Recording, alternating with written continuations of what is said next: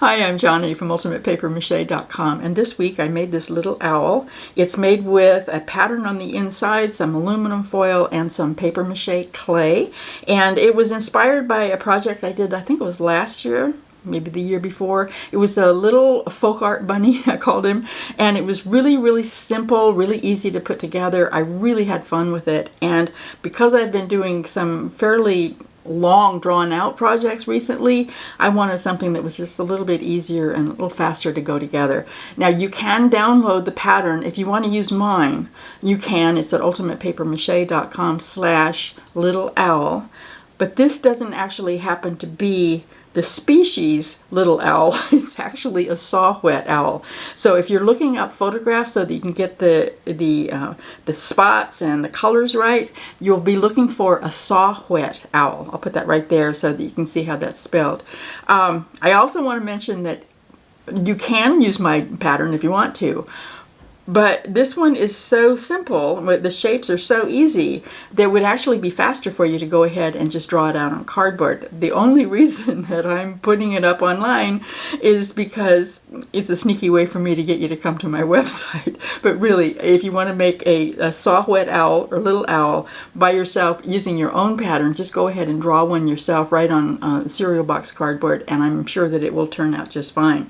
Now let's go ahead and see how this guy was done. Very easy. It took a while, mostly just because of the drying time. Paper mache clay obviously has to dry, and then the paint had to dry, and so it just took a couple of days to get him done. But the process itself was really easy. So let me show you how this was done. I printed my pattern onto a full sheet label and then stuck it onto the cereal box cardboard. If you're not using the labels, just go ahead and print your pattern onto copy paper and stick it onto the cardboard with glue stick. Or, like I said, just go ahead and draw the pattern right onto the cardboard yourself. You don't really need my pattern. Now my pattern doesn't actually have specific patterns for the body or the head because they're just big balls of foil.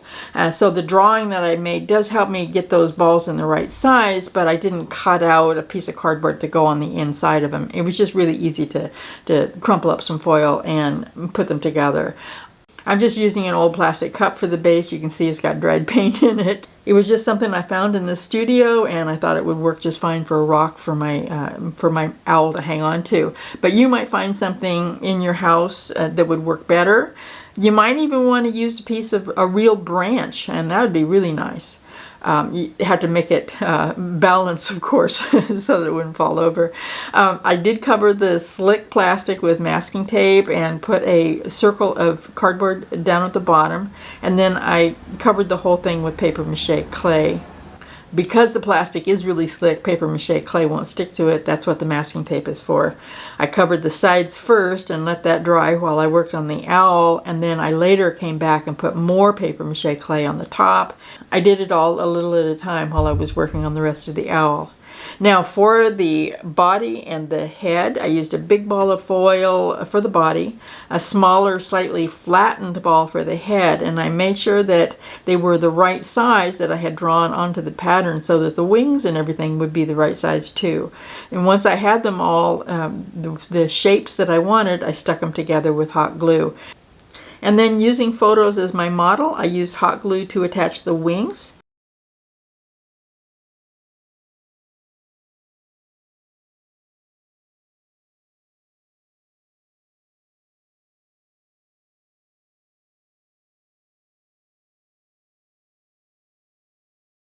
Now for the feet, I used aluminum armature wire and foil. I wanted something that would be inside the claws. That's really what the wire was for. I didn't use a cardboard pattern for this. I just used the wire itself.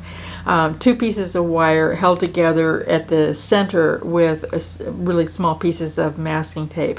But in the end, I could only see 3 toes on my sculpture, so I didn't really need to make all 4 of them. You would, of course, if you're having your owl sit on like a branch.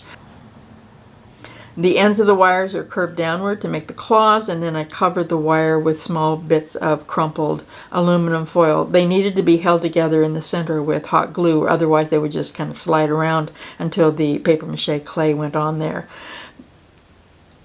Once I had the feet all done, I used some hot glue to attach the feet to the bottom of the body and made sure that it would fit more or less on top of the rock I was making out of my plastic cup. Added a little bit of crumple foil to his chest just to round it off really nicely. I added some foil up at the shoulder on his wings to make those kind of stand out from the body. And then I added the eye feathers, the part that looks kind of like sunglasses, and I put the beak on there. The beak was cut out and then folded right down the middle so it has a nice crisp line right at the top of the beak. There's also a tail that was added. It doesn't have a pattern. It's just sort of a triangular piece of aluminum foil crumpled up and then stuck onto the body right between the wings. It's about the same length as the wings, so it doesn't really stick out very much. Once that was all done, I smoothed it off as much as I could with a knife or with my fingers, and then I started adding the paper mache clay. You're going to find a link to the recipe for paper mache clay in the description down below the video.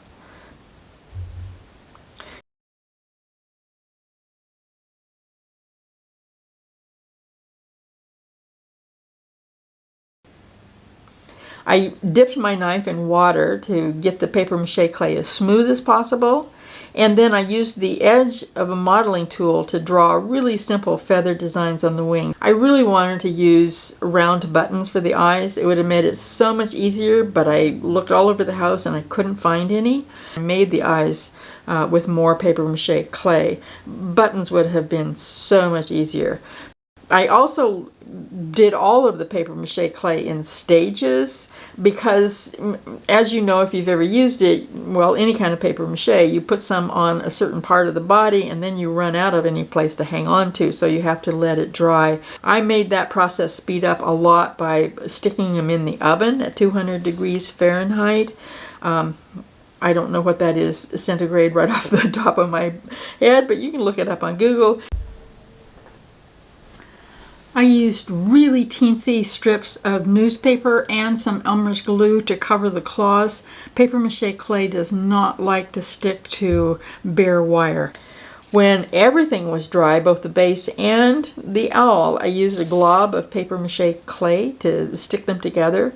I did have to change the shape of the base just a little bit, so the claws weren't hanging over the edge quite the way I wanted to. So I just added a little bit more paper mache clay and let everything dry all the way through before I started painting him. Now the first layer of paint is normally acrylic gesso. That's what I recommend if you have some. I happen to be using a latex primer that I have because I painted my house last year and I have a whole bunch left over. It works just fine too. I think it's basically the same thing. But if you don't have either gesso or primer or even a spray primer, go ahead and paint directly on the paper mache clay. That works too. The first paint color that I used was white mixed with just a teensy dab of burnt umber and ultramarine blue, and that makes a really light gray. I didn't want it just pure white, although it's such a light gray I'm not really sure anyone would know the difference. And I painted the whole thing with that and let that dry. Now once the base coat was dry, I mixed up some burnt umber with a lot of water and I painted the wings and the top of the head. Now when you add a lot of water to acrylic paint, it doesn't stick as well, so it's not quite a legitimate way of doing it, I guess. It's more like watercolor almost, but it's a very different color than it would have been if I had added white in order to make it lighter. And I happen to like that color better. It seemed to match the photographs that I was looking of the Saw-Whet Owl, and it also, the pigment tends to sink into the little dips and cracks that are in the paper mache clay, and I liked the way it looked. So this is the way I did it. I used the same technique on the rock as well, but it is just a little bit fragile. It's really easy to scratch if you put a whole lot of water in your acrylic paint, and so if you do this, definitely use a really good varnish over it to protect it. Then I used my grainer brush to make some really fine lines on the chest as well. I let that dry, and then I went back over it with some burnt sienna mixed with white acrylic paint and some water, and I did that just very, very lightly over parts of the chest and over the upper portion of the shoulder area of the wings.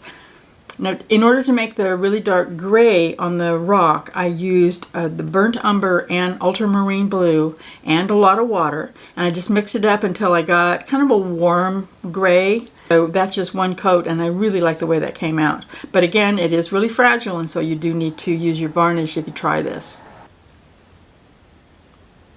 The eyes are yellow oxide mixed with white. Almost any yellow that you have will work. And then, of course, there's a black ring right around the eyes and the black pupils. That really makes them stand out.